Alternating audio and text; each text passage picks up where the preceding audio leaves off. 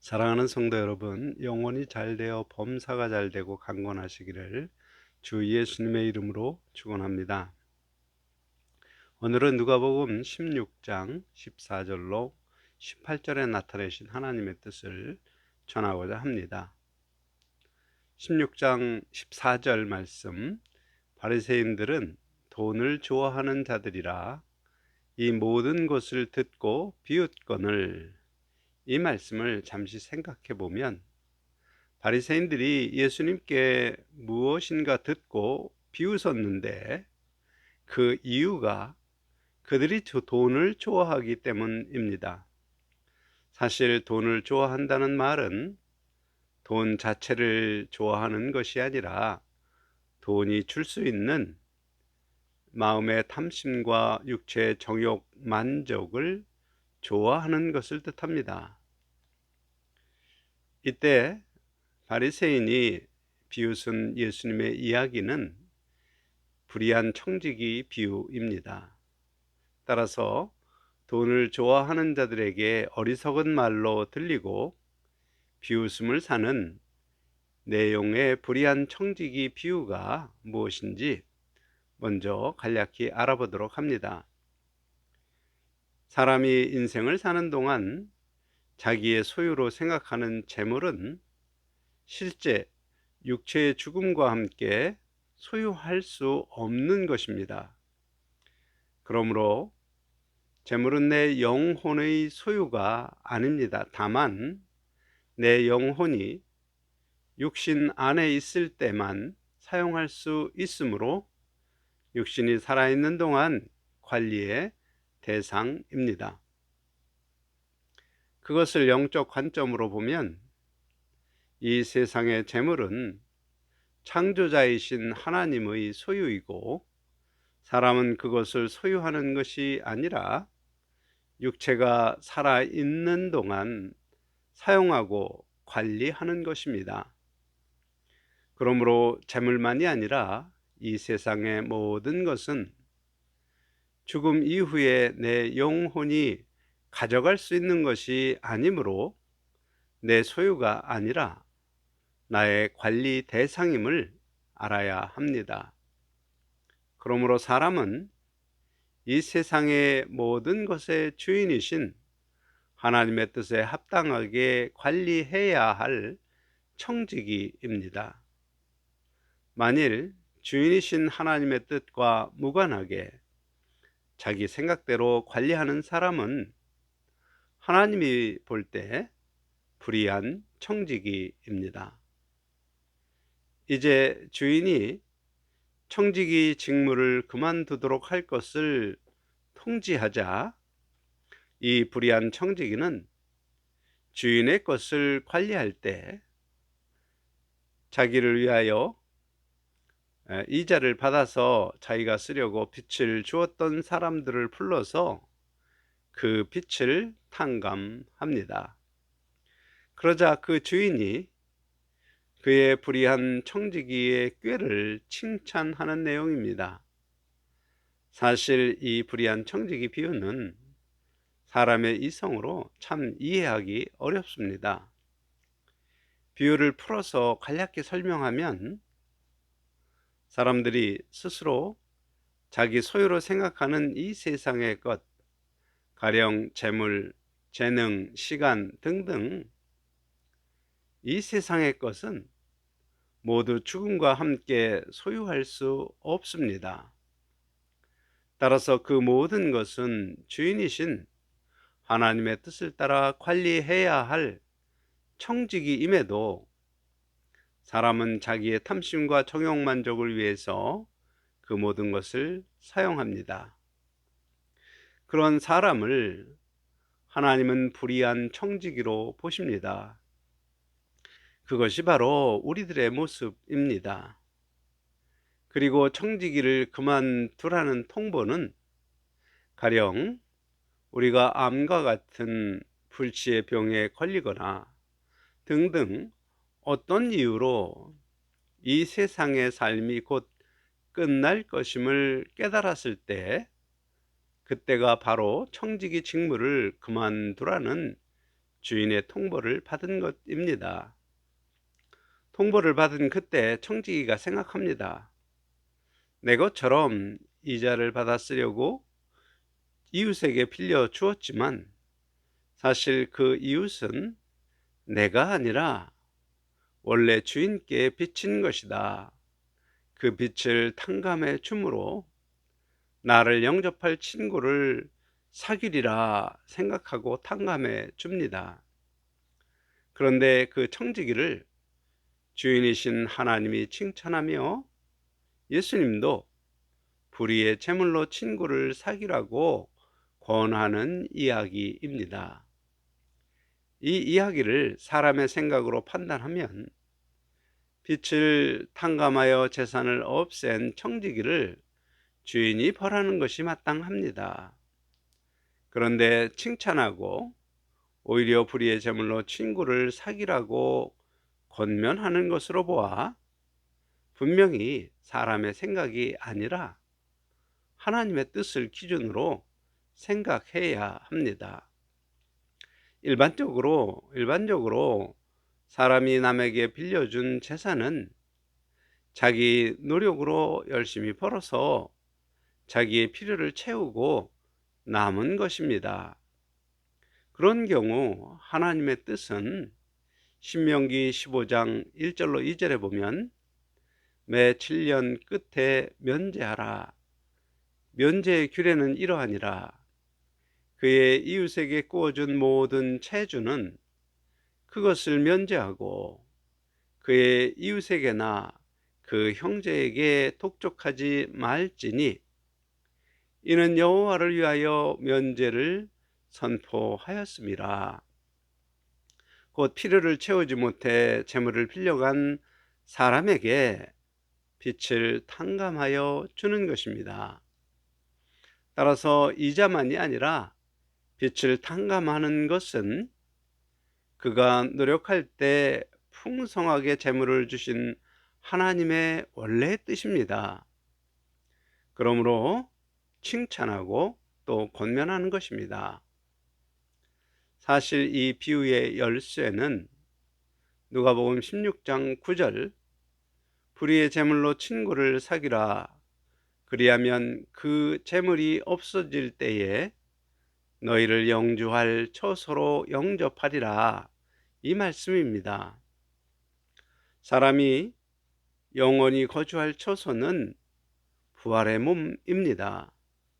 그리고 부활로 그 영혼을 영접할 수 있는 친구는 오직 예수 그리스도뿐입니다.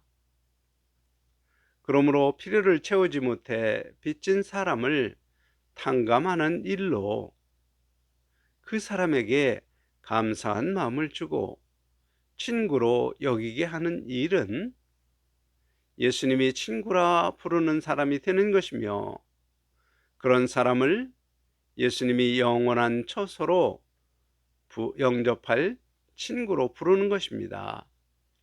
그런 의미의 비유가 바로 불의한 청지기 비유입니다. 그리고 누가복음 16장 12절 너희가 만일 남의 것에 충성하지 아니하면 누가 너희의 것을 너희에게 주겠느냐. 예수님의 이 말씀은 불의한 청지기 비유의 결론적인 말씀입니다. 우리가 맡아서 관리하는 하나님의 것은 내 것이 아니므로 주인이신 하나님의 뜻을 따라 사용하여야 함에도 자기를 위하여 사용하면 하나님께서 원래 우리의 것으로 예비하신 것, 곧 영광의 부활을 우리에게 주겠는가 반문합니다. 쉽게 다시 설명하면 이 세상의 분깃, 곧 재물과 재능과 건강과 시간 등등 잠시 이 세상에 사는 동안 내가 관리하도록 나누어준 하나님의 것인데 하나님의 뜻을 따라 하나님이 기뻐하시도록 관리하지 않으면 영원한 분깃, 곧 영원히 내 영혼이 사용할 나의 것, 영광의 부활을 주시겠는가? 반문하며 주시지 않겠다는 의미의 말씀입니다. 이어지는 말씀 누가복음 16장 13절 집 하인이 두 주인을 섬길 수 없나니 혹 이를 미워하고 저를 사랑하거나 혹 이를 중히 여기고 저를 경히 여길 것임이니라. 너희는 하나님과 재물을 겸하여 섬길 수 없느니라. 이 말씀은 우리가 나의 분깃을 잘 관리하는 지혜로운 청지기가 되지 못하는 가장 근본의 원인이 재물임을 보여주는 말씀입니다. 곧 이 세상의 것으로 정욕 만족과 탐심을 채우려는 마음으로 사랑하는 재물, 곧 돈을 좋아하는 마음이 바로 내게 맡기신 것들을 하나님의 뜻을 따라서 관리하지 못하게 만드는 근본적인 원인임을 알려주시는 말씀입니다. 그렇습니다. 우리가 이 세상을 살며 하나님이 나에게 주신 분깃을 하나님이 기뻐하시도록 관리하지 못하는 가장 큰 원인은 하나님보다 돈을 더 사랑하는 것입니다. 곧 돈으로 만족시킬 수 있는 나의 탐심과 정욕을 더 사랑하는 것입니다. 그러므로 돈보다 하나님을 더 사랑하게 될 때 우리는 비로소 지혜로운 청지기의 삶을 살 수 있습니다. 이 세상의 것으로 욕심을 채우도록 미혹하는 사탄을 영광의 부활을 바라보며 소망함으로 나에게 분깃으로 주신 것들이 어떻게 사용되어야 하나님의 뜻에 합당한지 그것을 알게 되는 것입니다. 하지만 돈을 사랑하는 사람들은 바리새인들처럼 예수님의 이 말씀이 어리석은 생각으로 들림으로 비웃습니다. 비웃는 바리새인들에게 예수님께서 하신 말씀 누가복음 16장 16절 율법과 선지자는 요한의 때까지요 그 후부터는 하나님 나라의 복음이 전파되어 사람마다 그리로 침입하느니라. 이 말씀도 정확한 이해가 어려운 말씀입니다. 그런데 이어지는 누가복음 16장 17절 말씀 그러나 율법의 한 획이 떨어짐보다 천지가 없어짐이 쉬우리라. 이 말씀과 함께 읽으면 뜻이 분명해집니다. 무슨 말씀인가 하면 세례 요한 이전의 모든 율법과 선지자의 기록은 전부 오실 메시아에 관한 말씀입니다. 그리고 세례 요한 이후에는 오실 메시아로 예언된 예수 그리스도께서 세상에 오셨습니다. 그리고 예수님의 가르침은 왜곡된 율법의 해석을 바르게 합니다. 곧 예수님은 유대 바리새인과 서기관들의 욕심을 따라 형식으로 치우친 율법주의를 깨뜨리고 율법을 주신 하나님의 참 뜻을 가르치셨고 또한 십자가로 예수님의 은혜와 하나님의 은혜와 사랑을 나타내 보이셨습니다. 그렇게 오신 메시아 주 예수님을 나의 구원자 메시아요 주인으로 영접하고 그분의 가르침을 듣도록 강한 권면을 받게 되는 것을 바로 그 후부터는 하나님 나라의 복음이 전파되어 사람마다 그리로 침입하느니라 라는 말씀으로 진술을 하신 것입니다. 그런데 율법이 사람의 탐심과 오해로 율법주의로 변질된 것처럼 많은 사람이 탐심으로 예수 복음을 왜곡하여 또 오해하여 율법으로 불리는 하나님의 말씀을 파괴하고 하나님 말씀을 지키지 않아도 되는 것으로 생각하는 사람들이 있습니다. 그런 사람들에게 예수님은 율법의 한 획이 떨어짐보다 천지가 없어짐이 쉬우리라 분명히 말씀합니다. 곧 율법을 잘못 해석한 율법주의를 예수님께서 깨뜨리고 새롭게 하시는 것이지 율법 자체를 깨뜨리시는 것이 아님을 강조하신 말씀입니다. 오히려 주 예수님은 자기 뜻을 버리고 하나님의 뜻에 순종하는 십자가의 죽음으로 다 이루었다고 말씀하시며 율법을 완성하신 분입니다. 그러므로 율법의 한 점 한 획에 나타나 있는 하나님의 참뜻은 반드시 지켜져야 하는 것을 강조하신 말씀입니다.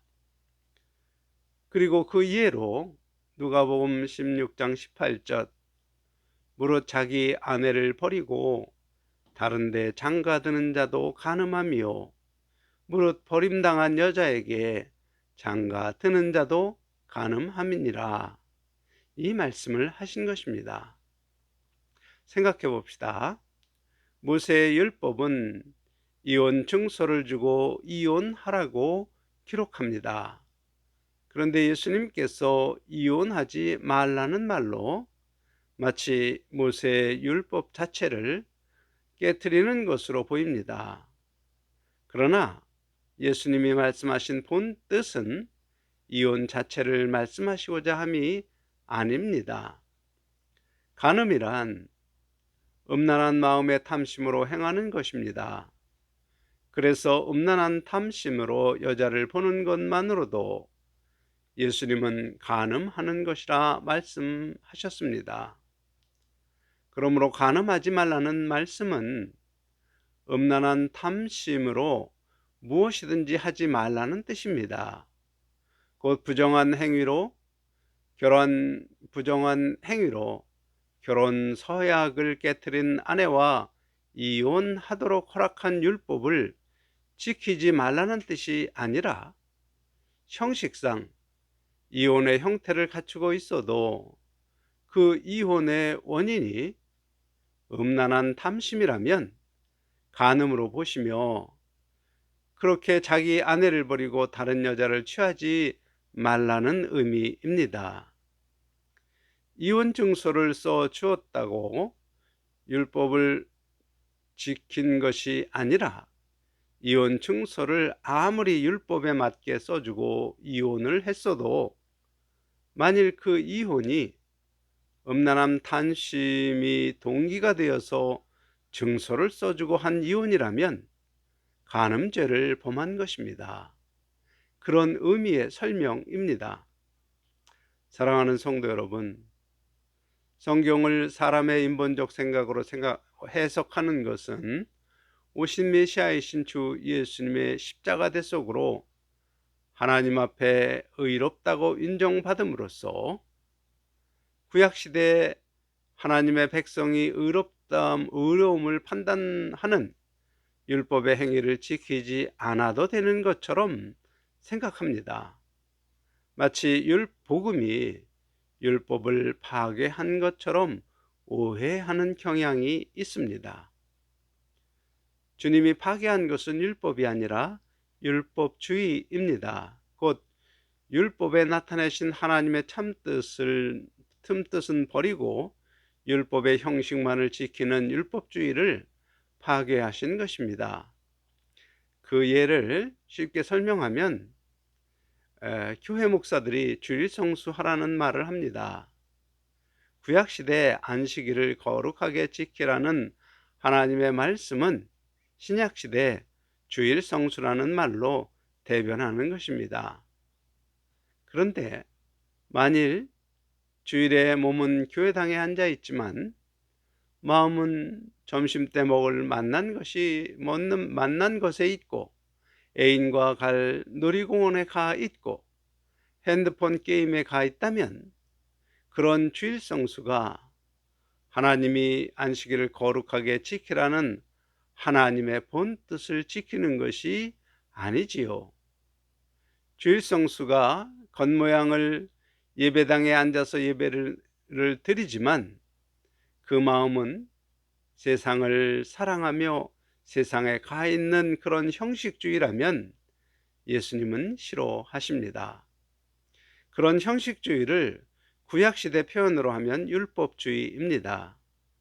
예수님은 그런 율법주의를 싫어하시고 파괴하신 것입니다. 주일을 거룩하게 지키는 것은 주일 예배를 통하여 나를 거룩하게 하시는 하나님을 만나서 내게 말씀하시는 하나님의 음성을 듣는 예배를 드리는 것입니다. 또한 나의 삶의 모습과 환경 가운데 내가 세상과 돈을 사랑하는 모습이 보이면 그것을 회개하고 하나님 말씀 기준으로 돌이키는 결심을 하는 예배가 되어야 합니다. 그것이 진정한 주일 성수입니다. 사랑하는 성도 여러분, 예수님이 베푸신 십자가 대속의 은혜와 진리의 가르침과 또 부활 약속이 기록된 이 예수복음은 결코 하나님의 말씀인 율법을 파괴하는 것이 아니라 율법을 통하여 하나님이 원래 하나님 백성에게 주시고자 했던 영생 복락의 복을 완성하는 것입니다.